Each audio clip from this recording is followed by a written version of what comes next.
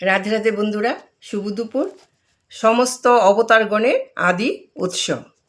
গীত গোবিন্দ নামক কাব্যগ্রন্থে শ্রীল জয়দেব গোস্বামী গেয়েছেন, ভগবান মৎস্যরূপে বেদ উদ্ধার করেছেন, কুম্ভরূপে সমস্ত জগৎ বহন করেছেন, বরাহরূপে পৃথিবীকে জল থেকে তুলে এনেছেন, আর নৃসিংহরূপে হিরণ্যকশিপুকে বধ করেছেন, বামন রূপে বলি মহারাজকে ছলনা করেছেন, পরশুরাম রূপে সমস্ত ক্ষত্রিয় বংশ বিনাশ করেছেন, রাম রূপে সমস্ত অসুরদের বধ করেছেন, বলরাম রূপে বিশাল হল ধারণ করেছেন, বুদ্ধদেব রূপে পশুহিংসা বন্ধ করেছেন এবং কল্কি অবতার রূপে নাস্তিকদের সংহার করেছেন।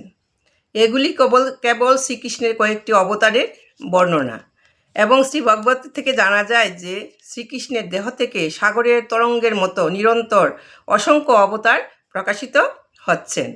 সাগরের তরঙ্গ যেমন কেউ গণনা করতে পারে না, তেমনি ভগবানের দেহ নিগৃহীত সমস্ত অবতারদের কেউই গণনা করতে পারে না। জয় রাধে, জয় রাধে। বন্ধুরা, তোমাদের কেমন লেগেছে পাঠ কমেন্ট করে জানাবে।